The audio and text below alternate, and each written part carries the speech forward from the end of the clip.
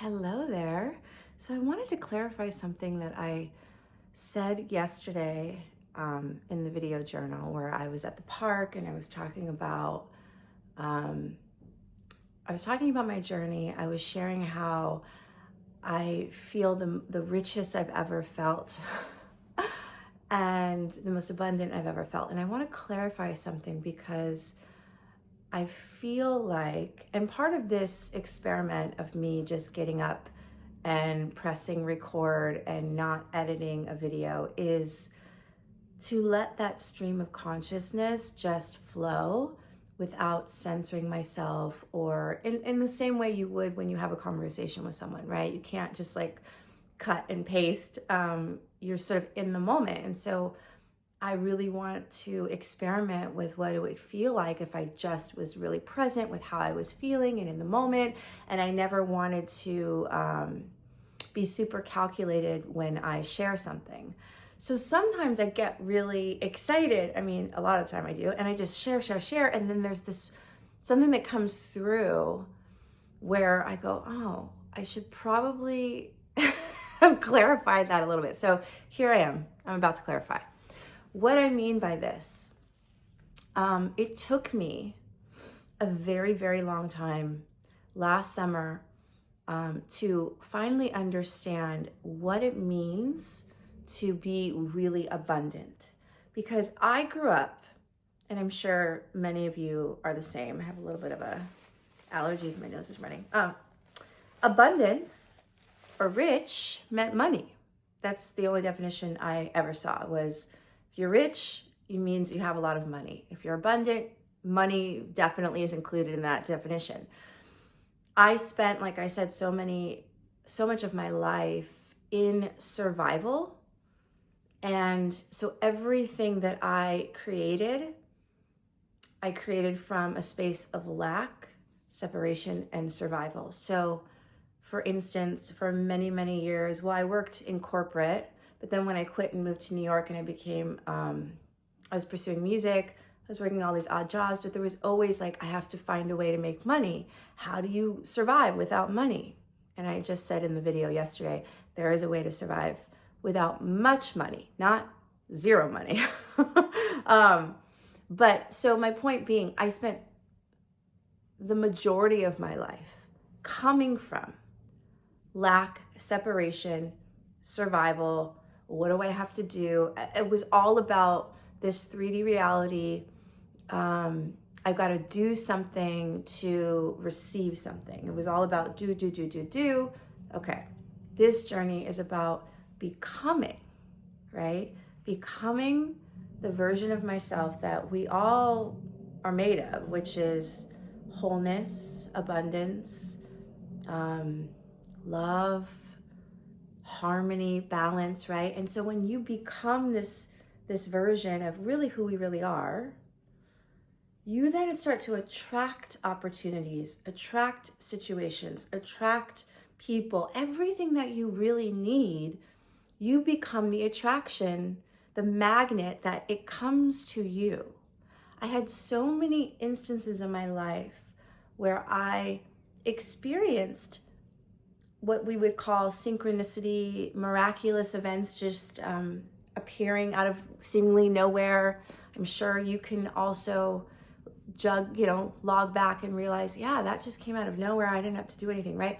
There was always a curiosity around those kinds of moments in my life where I thought, well, how do I just live? Like there was always this curiosity, and even knowing there's another way to live where I don't have to do and I can just become and then allow things to come to me. Doesn't mean I don't work hard, right? Again, I want to clarify. It just means it's less about going out into the 3D world and trying to make something happen. So part of this journey is there's a whole unlearning process, which can take, I'm learning, 1 year, 2 years, 3 years, 5 years, I don't know how long, right? It can take a long time. I didn't know this when I started because my ego was very spiritualized. I was very like, I'm I got this. Like, I've been doing this inner work for so long. It's not going to take me that long to manifest, you know, money or a way to be successful, or at least a starting point, right? So I gave it a year. I was like, yeah, I'll do this work for like a year. I'll live from the end state. Voila, after a year, something's got to change. After a year, you know what changed? I gave notice to my apartment and I started to live in this space of surrender. So getting back to clarifying what it means to be rich and abundant, part of my learning, and this is where I say experience is the only teacher, part of my learning was to understand and zoom up to when I started to get caught in this. Okay, so I want to back up for a moment. I told you that my business started to get quiet. There wasn't enough funds for me to continue living in my apartment, which is why I gave notice. I made a whole video sharing that video diary. It was a choice. And one of the beautiful blessings that came to me was I met this girl at a party through a friend. We start chatting. Turns out she's the director of this very big tour company here. And she asked me if I would be interested in giving Emily in Paris walking tours. And I was like, sure, I love the show. I watched the show when I was in quarantine. And to be honest, it kind of got me excited about thinking about my passion for moving here, right? So I was like, yeah, that sounds totally fun. Great. You make tips, you get hourly and you make tips. And plus I thought it would be a great way for me to share my passion and love for this city, as well as meet people. I love people. I love hearing stories. And I'm just good at working with people. I was a yoga teacher for many years and all the things, right? So I was like, sure, that sounds like fun. So this is how I was making money. But here's the thing. It was a couple times a week, and not everybody tips because you're dealing with people that are from all over the world. And so a lot of people aren't used to tipping, right? So last summer when I was giving tours and I had just left my apartment, it was really, really hard for me to go to a tour and not have in the back of my head, I really hope they tip me, you know? So there was this desperation because I did not have money. I was literally, if I got, 20 euros from one tour, that was money to eat, right? If I got, when I would get paid was at the end of the month, right? So it was a while before I actually got like a chunk of money, which still wasn't that much because at the time they were only offering the tour 1 to 2 or 3 times a week, okay? And I wasn't always the one scheduled. There was other tour people. So I'm just trying to give you context. So here I am, and I'm like, it's okay. I'm already abundant. I'm just like experimenting, okay? I'm just going to keep affirming I'm already abundant. Money comes and flows in, easily, effortlessly. And I'm just pushing this really, really hard because I'm countering the voice in the program that says, you got no money, girl. Like, you're red in your bank account. How are you going to pay for this and that? And, all the worry, because again, it's incredibly stressful, incredibly, your survival strategy starts to kick up. And survival, your perspective is very narrow, right? It's so primitive that we think, a lion's going to chase us. So all we see is just run. So my survival strategy kicks up and I can only see like this much. Like I could not see other possibilities. Now, granted, I spent a year working on this mindset, right? Instilling and affirming and So I had something. There was something, and I'll never forget, like, at one point, it just felt like I was stuck in this pattern. And it was right around the Olympics. And I was, it was interesting because I had a couple of friends that were leaving. And so they were like, hey, if you need a place to stay, you can stay in my apartment. Could you water my plants? Or, hey, you can stay and can you let this so-and-so person in, because they were renting it out, after you. I was like, great. So I was getting people offering their places. Again, this was not about me asking for help. This was about me aligning with the vibration that the solution and the answers and the help was already available to me. I just had to shift my vibration, right? And so it was working. People were offering that kind of thing.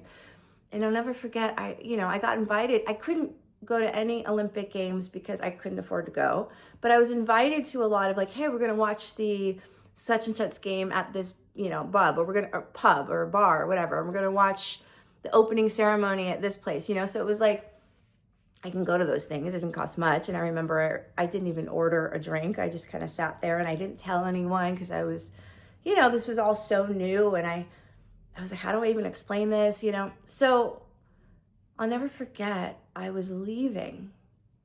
I think it was the opening not the opening ceremony. Maybe it was a closing. I can't remember.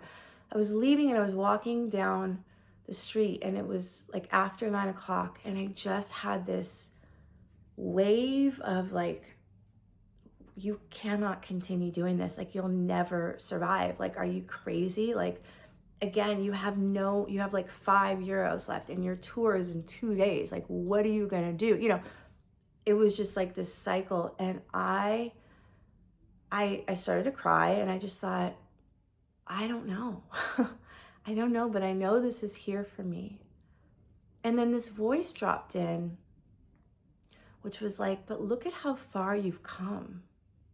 And I don't know why, but that voice like gave me something. It had like this umph in there. And I was like, yeah, like, no, I'm not giving up. Like, that's what this whole experiment is about. Like, you've got to get to that edge. You've got to move past that edge where you want to give up and you just keep going. And it's like I never, ever forget those moments where I'm ready to give up and then something drops in and it gets me to recommit. And that recommitment is that surge of energy that is what you need to continue. And so it just like, it felt like this beautiful wave of love and like support in just this one moment where I recommitted and I was like, no, like I know this is here for me and it's to overcome that freaking voice of defeat. And it's not over. And so I'll never forget the next day I was like, okay, how can I look at this differently? Because I feel like I'm stuck. And then something hit me where I'm like, the universe would say, you're already abundant, babe. Like, why can't you see it? And then I started to think higher and go, well, I have an abundance of invitations for places to stay.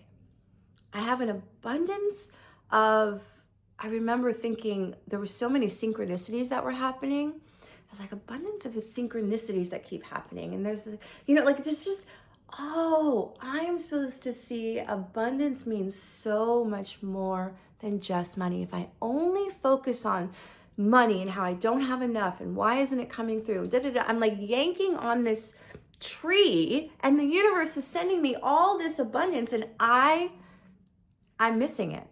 I'm missing it. And so in that moment I got it and I was like, if I keep putting my energy around, it's not enough. I will keep getting not enough. I've got to shift it now to appreciating every single abundant thing that is happening in my life, which is I have, abundance of friends that are inviting me to this thing. I have an abundance of opportunities to go give tours. I have it, and I just kept like, I get it. So when I received a €5 tip, on the next tour, I was like, thank you. I'm so excited. I have €5 freaking. I mean, I was doing crazy things. I was buying a thing of lettuce.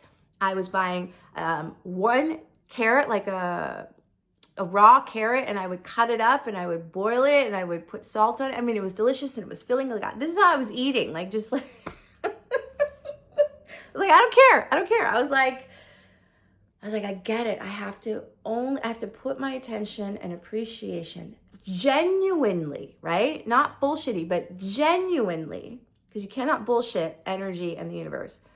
I have to put it all on what is showing up as abundance in my life. So that was a pact I had last summer.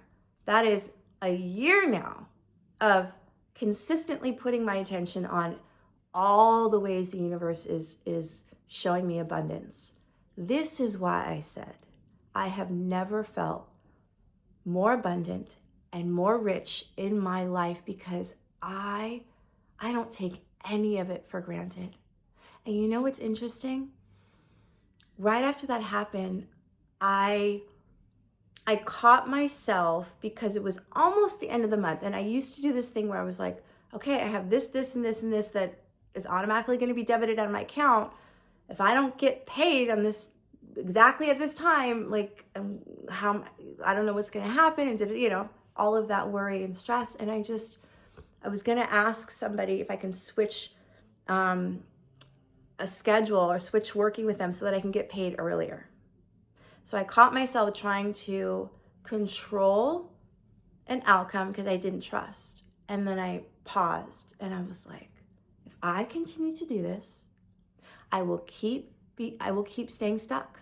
Because if you don't realize that you're anticipating lack, so you're trying to control and make sure I'll be okay, that is perpetuating and putting energy in lack. You're going to keep getting lack. I will keep being stuck, right? So I caught it. I did nothing, even though it was so hard because I put my stuff in storage. The storage unit is something like 80 euros. And I was like, what happens if I don't pay? Are they going to just throw my stuff? I was thinking all these things. And anyways, I was just like, I can't do this anymore. I have to just trust, right? So I did nothing. The next day, I got a booking. I got a soul reading booking. And I was like, and it was so validating. But here's the other piece to this. There's no way that you can do all the same things and then expect another booking or another something to come through. It's never going to show up the same way twice. Ever, ever, ever. Trust me, I have tried. And I've gotten that lesson too. So it's always going to feel new and different and you're going to be in the unknown, So anytime that you think you're going to predict an outcome, I'm talking to myself, it's never going to happen that way. The only thing that happens, and this happened recently, is this cat sit. So I think I mentioned in the last video, I've been here going back to this one cat since January because the owner, she goes back to Croatia to take care of all the family stuff and their pets because her father passed away. And then she comes back here. And when she comes back here, this is where I've had to find places to go, which is why I did a little bit of work away and I had some other stuff, whatever. I don't want to get into all that. But this time around, she's coming back and I was like, I don't want to do another work away. Isn't there a way I can just stay in Paris? And so she has a sister who also has a cat. And I thought, now, for whatever reason, the sister didn't want anybody in her apartment before. But this time around, I said, I'm going to create a new possibility. Just passing thought, didn't put too much weight on it. And I'm like, maybe her sister's ready for me to go stay in her place and take care of her cat. Wouldn't that be so perfect? Because then I'm going to come back here, which, but then I kind of threw that away because I'm like, yeah, if it happens, if it doesn't, it's no big deal. Again, I'm just very not a lot of pressure. I get a text. Hey, my sister was thinking maybe you can come over to her place and actually take care of her cat because I was telling her so many great things about you and da-da-da-da. So voila, there you go.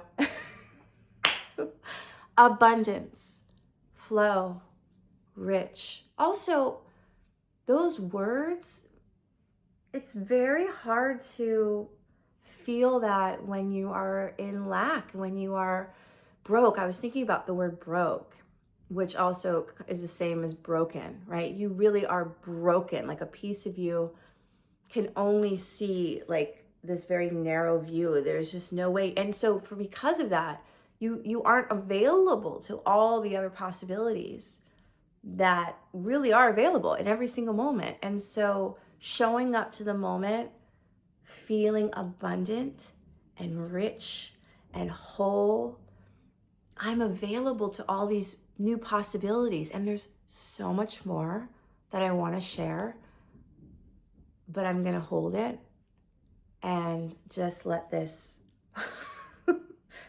live. And so yeah, let me know in the comments below if this resonated, if you, what you think, your thoughts about abundance, and if you also were stuck on abundance only means money, or if you understood it differently. I'm just curious, and I'm sending you guys so much love. Take care, everyone.